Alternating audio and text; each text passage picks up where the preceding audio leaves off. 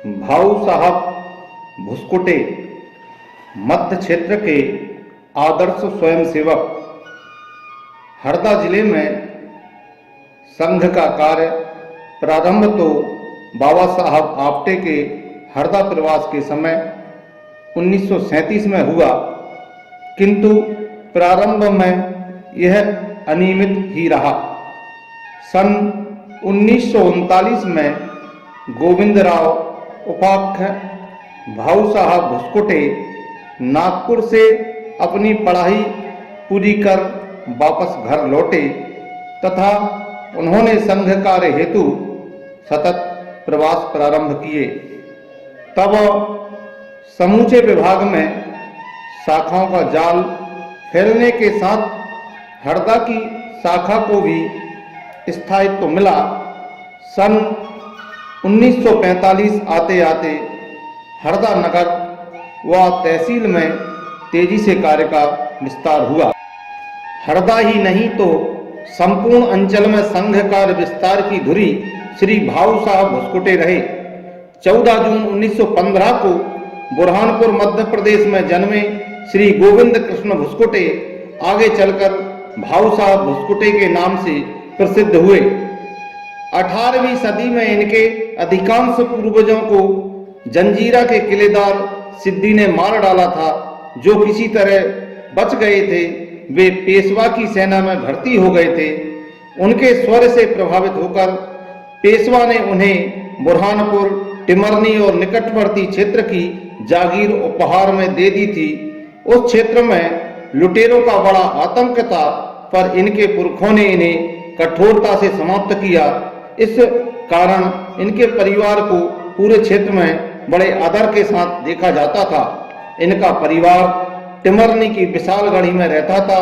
भाऊ साहब सरदार कृष्णराव एवं माता अन्नपूर्णा की एकमात्र संतान थे, अतः इन्हें किसी प्रकार का कष्ट नहीं देखना पड़ा।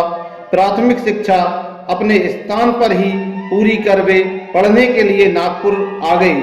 1932 की विजयादशमी से वे नियमित शाखा पर जाने लगे। 1933 में उनका संपर्क डॉक्टर हेडगेवार से हुआ।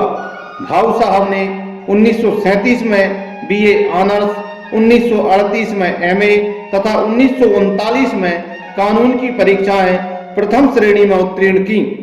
इसी दौरान उन्होंने संघ शिक्षा वर्गों का प्रशिक्षण भी पूरा किया और संघ योजना से प्रतिवर्ष शिक्षक के रूप में देश भर के वर्गों में जाने लगे। भाऊ साहब प्रचारक निकलना चाहते थे, जबकि परिजन उनके विवाह हेतु प्रयत्नरत थे। वंश समाप्ति के भय से घर में खलबली मच गई, क्योंकि वे अपने माता पिता की एकमात्र संतान थे। विषय परम पूज्य आद्य सर संघ चालक डॉक्टर हेडगेवार जी तक पहुंचा। अंततः वे स्वयं टिमरनी पधारे तथा भाऊ साहब से चर्चा कर उन्हें गृहस्थ प्रचारक के रूप में राष्ट्र सेवा कार्य करने की प्रेरणा दी। 1941 में उनका विवाह हुआ और इस प्रकार से वे प्रथम गृहस्थ प्रचारक बने। वे संघ से केवल प्रवास वे लेते थे, शेष खर्च वे अपनी जेब से करते थे। विवाह के उपरांत भाऊ साहब आजीवन उसी भूमिका में कार्य करते रहे। 1964 से 1989 तक 25 वर्ष भाऊ साहब भुसकुटे मध्य क्षेत्र के क्षेत्र प्रचारक रहे। उस समय तक उत्कल प्रांत भी संघ कार्य की दृष्टि से मध्य क्षेत्र में ही समाहित था। भाऊ साहब भुसकुटे बहुत संपन्न परिवार के थे, पर उनका रहन सहन इतना साधारण था कि किसी को ऐसा अनुभव ही नहीं होता था। प्रवास के समय अत्यधिक निर्धन कार्यकर्ता के घर रुकने में भी उन्हें कोई संकोच नहीं होता था। धार्मिक वृत्ति के होने के बाद भी वे देश के धर्म के लिए घातक बनी रूढ़ियां तथा कार्य में बाधक धार्मिक परंपराओं से दूर रहते थे। द्वितीय सरसंघ चालक श्री गुरुजी सब कार्यकर्ताओं को भाऊ साहब से प्रेरणा लेने को कहते थे। 1948 में गांधी हत्याकांड के समय उन्हें गिरफ्तार कर 6 मास तक होशंगाबाद जेल में रखा गया, पर मुक्त होते ही उन्होंने संगठन के आदेश अनुसार फिर सत्याग्रह कर दिया। इस बार वे प्रतिबंध समाप्ति के बाद ही जेल से बाहर आए। आपातकाल में 1975-77 तक पूरे समय वे जेल में रहे। जेल में उन्होंने अनेक स्वयंसेवकों को संस्कृत तथा अंग्रेजी सिखाई। जेल में ही उन्होंने हिंदू धर्म मानव धर्म नामक ग्रंथ की रचना की। 1959 संघ शिक्षा वर्ग में भाऊ साहब भुसकुटे सर्वाधिकारी थे। उस समय हाई कोर्ट में उनकी संपत्ति को लेकर एक प्रकरण का निर्णय हुआ। निर्णय उनके विरुद्ध था।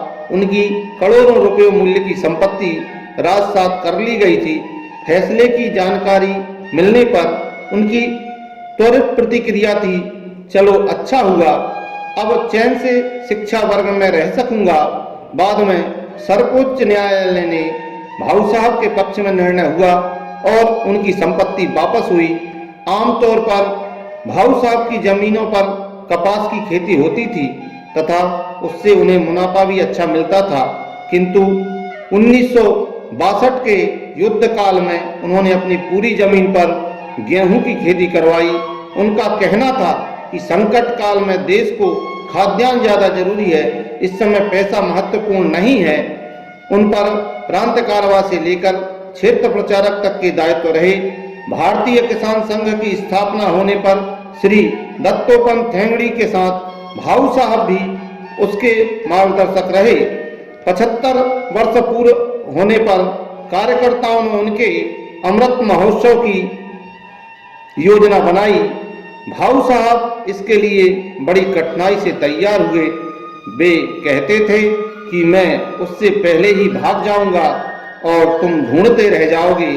बसंत पंचमी 21 जनवरी 1991 की तिथि के लिए निश्चित की गई, पर उससे 20 दिन पूर्व 1 जनवरी 1991 को वे सचमुच में चले गए।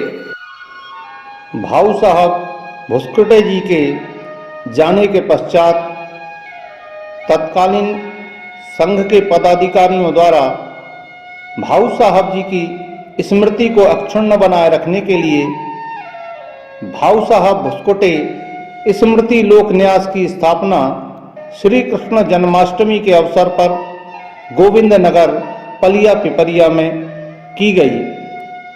प्रारंभ से ही न्यास का उद्देश्य शिक्षा, स्वास्थ्य, स्वावलंबन, गौपालन। भाऊ साहब भुसकुटे जी के आशीर्वाद से न्यास अपनी 25 वर्ष की यात्रा पूर्ण करते हुए ग्राम विकास की संकल्पना को साकार करते हुए अपनी यात्रा निरंतर रखे हुए है।